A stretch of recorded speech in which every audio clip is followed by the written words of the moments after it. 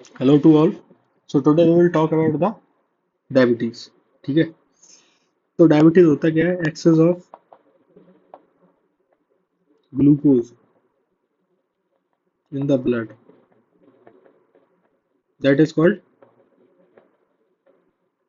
That is called diabetes. ठीक है। अब बेसिकली ऐसा हो क्यों रहा है, डायबिटीज हो क्यों रहा है? तो बेसिकली अपन जानते हैं कि अपने पास एक ग्लैंड है, एक ऑर्गन है, उसका नाम है पेनक्रियाज, जिसका 99% हिस्सा तो क्या होता है? एक्सोक्राइन। एक्सोक्राइन मीन्स वो एंजाइम्स निकालता है ना। और इसका 1% हिस्सा क्या होता है? 1% हिस्सा इसका होता है एंडोक्राइन। क्या होता है? एंडोक्राइन। अब इसमें एंडोक्राइन हिस्से में क्या होता है? कुछ आइसोलेट्स होते हैं, आइसोलेट्स ऑफ लैंगरहैंस। क्या होते हैं? Isolates of Langerhans. In isolates of Langerhans में क्या होती है? कुछ टाइप की सेल होती हैं, जैसे alpha cell, beta cell and delta cell. ठीक है। तो ये सेल्स क्या करती हैं? कुछ टाइप के हार्मोन निकालती हैं। उन हार्मोन से क्या होता है? रेगुलेशन होता है ब्लड ब्लड का, कायम है ब्लड ग्लूकोज का, सॉरी, कायम है ब्लड में। ठीक है। तो चलो इसके बारे में बात कर ले। तो पेनक्रियाज होता है, तो पेनक्रियाज में क्या होता है? Beta cell. बीटा सेल क्या है? Part of isolates of Langerhans. ठीक है। तो basically three types of cell are present in the isolates of Langerhans. One is alpha cell, one is beta cell, one is delta cell.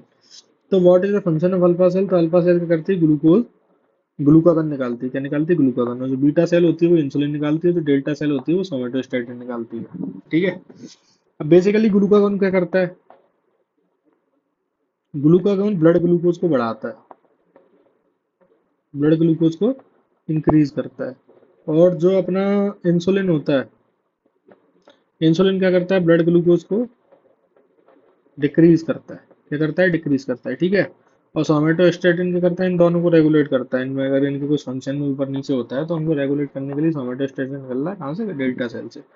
अब अपन बात करते हैं basically how the insulin is releasing from the how the insulin is releasing from the cell. ठीक है। और कौन सी cell? Beta cell. तो what is the mechanism behind the releasing of the insulin? So we will talk about that. ठीक है। तो भाई सबसे पहले हमने खाना खाया, खाना खाने के बाद क्या हुआ? उसके बाद डाइजेशन हुआ। डाइजेशन क्यों कर रहे हैं? ताकि जो फूड फूड के जो लार्ज पार्टिकल थे वो स्मॉल पार्टिकल में कन्वर्ट हो जाए, और इस फॉर्म में कन्वर्ट हो जाए कि they can absorb from the blood. तो बेसिकली ये गट है, एलिमेंट्री कैनाल है।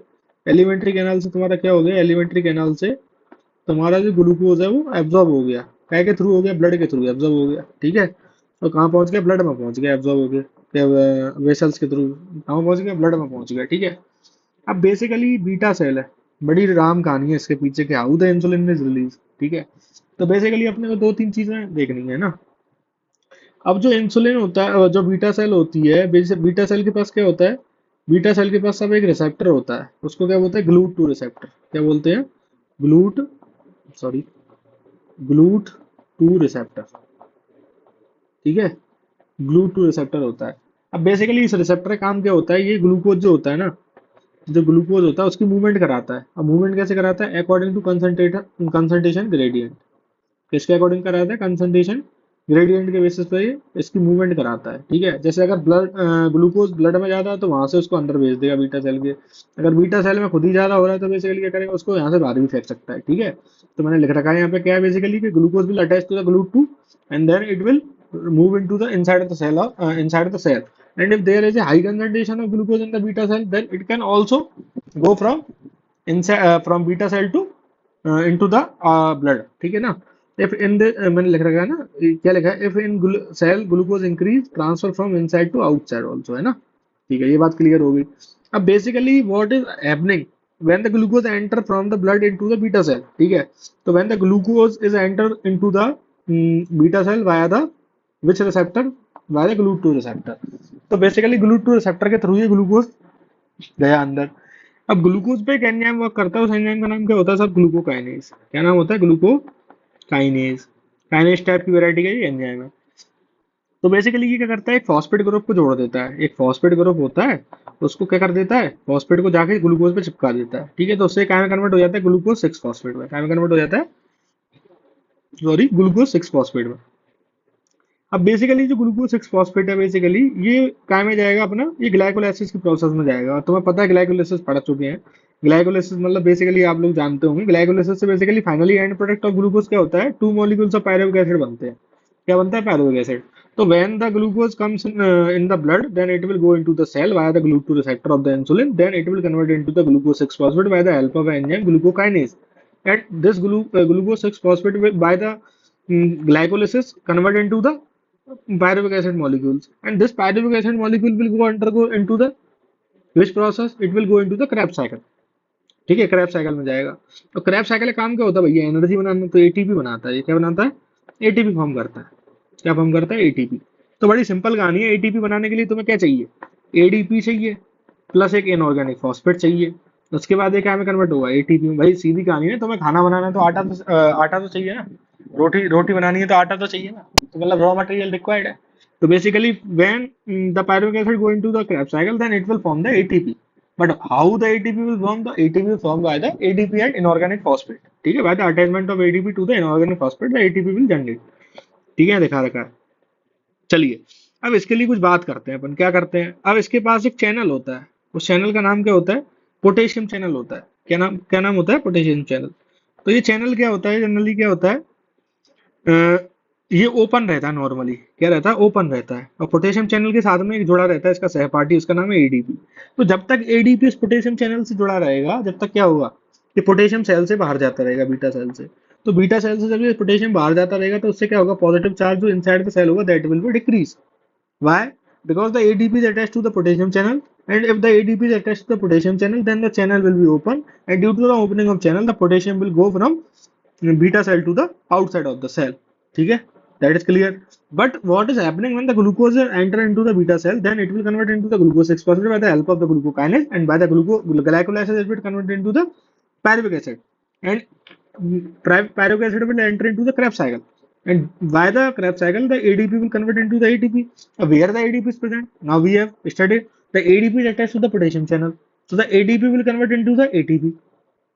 ठीक है, अब when the ATP is formed, तो एटीपी इसका भैया दुश्मन है पोटेशियम का। एडीपी तो इसके साथ सहपाठी था, लेकिन जैसे ही एटीपी बना तो ये इसका दुश्मन हो गया। ये बोलता है भैया बंद करो चैनल को, क्या करो, बंद करो। तो basically the ATP will attach to the potassium channel and the channel will be close. ठीक है, तो मैंने लिख रखा है, सिंपल है। तो close when the ADP go into the Krebs cycle and convert into the ATP and block these channels. समझ आ गया। तो basically these potassium channels are the ATP sensitive. Why these are ATP sensitive? तो जब जब ATP आएगा potassium channel को बंद करवा के जाएगा। सही है। तो why the ATP is coming? Due to the formation of ATP by the help of the ADP that was attached to the potassium channel previously। ठीक है, चलिए। सो अब बेसिकली चैनल बंद हो गया, रास्ता बंद हो गया, तो पोटेशियम क्या कर रहा है, बाहर जाना चाह रहा है लेकिन जा नहीं पा रहा है, दरवाजा बंद है। तो पोटेशियम इंक्रीज हो जाएगा सेल में। So the positive charge will increase into the cell. अब सेल में पॉजिटिव चार्ज इंक्रीज हो रहा है तो बाहर नेगेटिव। सही है। तो एक्टिव पोटेंशियल को जनरेट हो गया, कुछ एक पोटेंशियल जनरेट हुआ। क्या जनरेट हुआ, पोटेंशियल जनरेट हुआ। क्या जनरेट हुआ, पोटेंशियल जनरेट हुआ। ठीक है। तो अब बेसिकली क्या होता है, जो अब ये बीटा सेल है, इस पे एक चैनल होता है कैल्शियम चैनल। तो ये जनरली कब होते हैं, ये जनरली क्लोज होते हैं। ठीक है, जब सेल के अंदर तो potassium calcium sorry calcium channel हमारे क्या बोल रहे हैं भैया, जब तक सेल के अंदर पॉजिटिव चार्ज ज्यादा रहेगा जब तक तो मैं बंद रहूंगा। तुम कैसे ना कैसे पॉजिटिव चार्ज को कम करो, जैसे ही पॉजिटिव चार्ज को बंद करोगे हम खुल जाएंगे। ठीक है, तो कर लिया अपन ने कम। पहले एडीपी था, that will convert into the ATP, so the potassium channel will B close, that's why the potassium will not go from beta cell to the outside, so that's why the potassium मतलब basically positive charge will increase into the cell। तब बोलेगा calcium, बोलेगा हाँ अब आए थोड़े मजे से। ठीक है, तो कैल्शियम चैनल खुल जाएगा। तो कैल्शियम चैनल जैसे ही खुलेगा तो कैल्शियम क्या करेगा, अंदर की तरफ मूव करेगा। समझ आया कि नहीं है, कैल्शियम चैनल क्या करेगा, मूव करेगा। अब जैसे कैल्शियम चैनल मूव करेगा तो इसके अंदर इंसुलिन की वेजिकल्स हैं। क्या वेजिकल्स हैं, इंसुलिन की वेजिकल्स। तो बेसिकली अगर अपन इंसुलिन देखें ना, इंसुलिन, तो इंसुलिन में बेसिकली तीन चीजें होती है, ए पेप्टाइड, बी पेप्टाइड और सी पेप्टाइड। तो बेसिकली ये क्या है, इनएक्टिव होता है, लेकिन जब जैसे जैसे इसमें से सी पेप्टाइड को रिमूव करोगे तो insulin will be active. So when the calcium will enter into the cell by the closing of the potassium channel, ATP sensitive potassium channel, then the ठीक है, then what will happen, this potassium will move towards the insulin and C peptide vesicle। ठीक है, अब इसके वजह से क्या बोलता है, ये इसको लालच देता है, बोलता है हाँ भाई क्या हाल चाल है। ठीक है, तो कैल्शियम गया किसके पास, इंसुलिन और सी पेप्टाइड की वेसिकल के पास। तो अब ये इसको इसको बहला फुसला के क्या बोल देता है, जा भाई इसकी सेल मेम्ब्रेन पे जाकर अटैच हो जाए। जैसे ही सेल मेम्ब्रेन पे जाकर अटैच होती है तो इंसुलिन बाहर हो जाता है। और सी पेप्टाइड भी बाहर हो जाता है। ठीक है, तो बेसिकली इस तरीके से अपना क्या निकला, इंसुलिन या C peptide, insulin plus C peptide दोनों बाहर आ गए। समझ आया कि नहीं आया?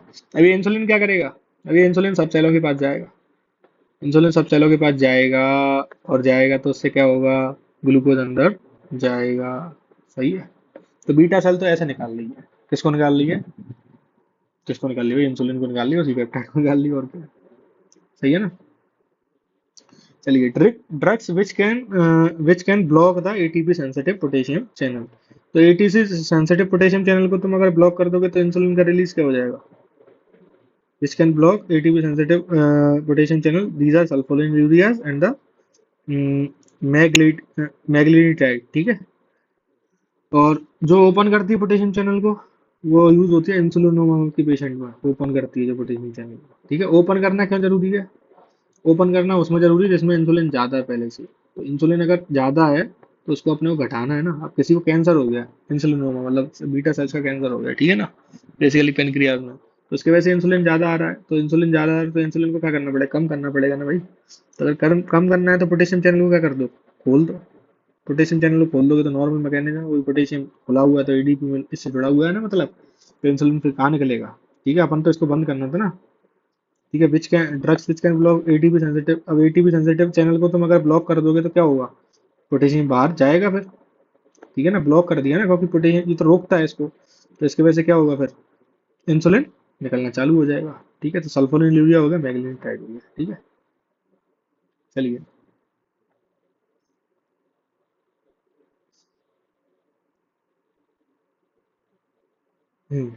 अब बात बात करते हैं, अब डायबिटीज बेसिकली टाइप 1 और टाइप 2 दो तरीके की डायबिटीज है।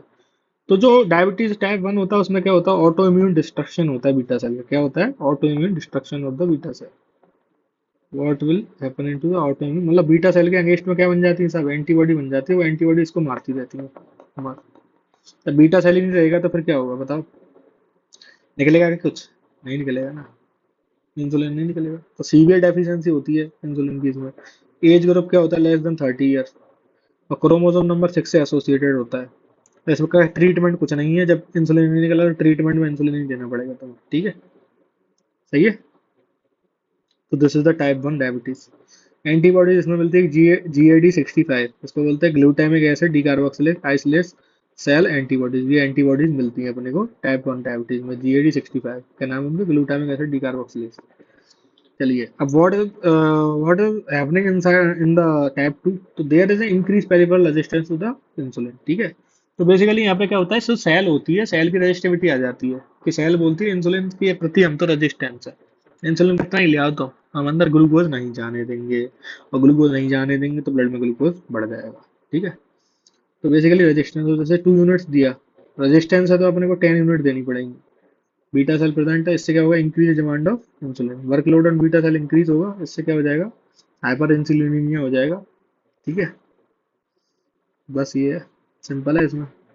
फर्स्ट क्या देंगे अपन, ओरल ड्रग्स देंगे इसमें। ठीक है, बीटा सेल डिस्ट्रक्शन होगा फिर इंसुलिन दे सकते हैं, इंक्रीज वर्कलोड की वजह से हो रहा है। ठीक है, समझ में आ गया। मतलब बेसिकली इसमें कुछ नहीं है, सिंपल भाषा में देखो, resistivity towards insulin by the cell. आजकल बहुत कॉमनली क्यों हो रहा है, ये सेडेंट्री लाइफ स्टाइल की वजह से, सेडेंट्री लाइफ स्टाइल और ओबेसिटी की वजह से, है ना। तो this is the type 2 diabetes, है ना। चलिए, अब डायग्नोस्टिक क्राइटेरिया डायबिटीज का, कि आपसे बोला जाए कि आप कैसे पर्सन को बोलोगे कि पर्सन इज डायबिटिक और नॉट। ठीक है, तो बेसिकली डायबिटीज मेलाइटस, जिसको डायबिटीज बोलो, उसके दो टाइप ना, टाइप 1 टाइप 2। तो बेसिकली इसके सिम्टम प्रेजेंट होने चाहिए एक तो, और उसके अलावा जो रैंडम ब्लड शुगर होता है उसका 200 मिलीग्राम पर डीएल से ज्यादा होना चाहिए, या फिर फास्टिंग ब्लड शुगर 126 मिलीग्राम पर डीएल से जाना होना चाहिए, पर उसके लिए फास्टिंग कम से कम 8 घंटे की फास्टिंग होनी चाहिए। उसके अलावा क्या होता है, HB1AC।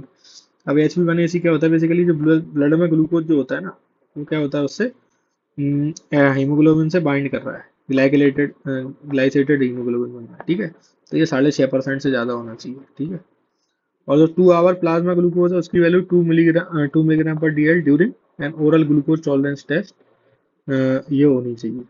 तुमने ग्लूकोज खिला दिया उसको। ठीक है, अब अगर इंसुलिन सही है तुम्हारा, तो वो सेल में जाएगा तो कम हो जाएगी वैल्यू। ठीक है, लेकिन ये 200 से अगर ज्यादा आ रही है 2 घंटे के दौरान भी, प्लाज्मा में ग्लूकोज की वैल्यू ज्यादा आ रही है, तो इसका मतलब पर्सन है डायबिटिक, बिकॉज द ये आइदर या तो बीटा सेल का डिस्ट्रक्शन हो गया है, एंटीबॉडीज बन गई हैं, या फिर रजिस्टिविटी है। दो ही चीजें हो सकती हैं। चलिए, ठीक है, तो आज के लेक्चर में अपन इतना ही पढ़ेंगे। This is all about the normal things about the diabetes.